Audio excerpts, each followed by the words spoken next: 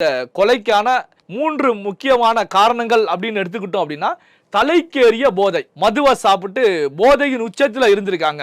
இந்த போதையின் உச்சத்துல இருந்ததுனால தான் இது போன்ற ஒரு கொடூரமான கொலையில இவங்க ஈடுபட்டு இருக்காங்க. இப்போ சமீப காலமா தமிழகத்துல நடக்கக்கூடிய கொலைகளை எடுத்துக்கிட்டா அதுல மிக முக்கிய பங்கு இந்த மது போதை அப்படிங்கிற ஒரு விஷயம் தான். மதுபானம், அதே நேரத்தில் ட்ரக்ஸ், மற்ற போதை ஏற்றக்கூடிய விஷயங்கள், இதுதான் அதிக அளவில் பயன்படுத்துறாங்க. இதன் மூலமாகத்தான் கொலைகள் நடக்கிறது அப்படிங்கிறத சமீப காலமாக வரக்கூடிய செய்திகள்ல நாம் தொடர்ச்சியாகவே பார்த்துக்கிட்டு இருக்கோம்.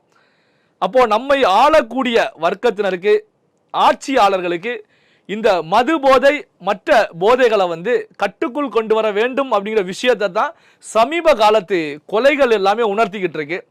அதுவும் குறிப்பா எடுத்துக்கிட்டீங்க அப்படின்னா, இந்த காவல்துறையில ஒரு முக்கியமான பதவியில் இருக்கக்கூடிய SSI சண்முகவேல் அவர்களுடைய கொலை சம்பவம். மக்களுக்கு பாதுகாப்பு கொடுக்க வேண்டியது காவல்துறையுடைய கடமை. காவல்துறையினருக்கே பாதுகாப்பு ஒரு கேள்விக்குறியான நிலையில இருக்கிறது அப்படிங்கிற ஒரு சூழல் உருவாகும் போதுதான் அப்போ இங்க தமிழ்நாட்டில் சட்டம் ஒழுங்கு எப்படி இருக்கிறது அப்படின்னா கேள்விகளையும் சாமானியர்கள் கூட முன்வைக்கக்கூடிய நிலையில தான் தற்போதைய நிலையில இருந்துகிட்டு இருக்கு.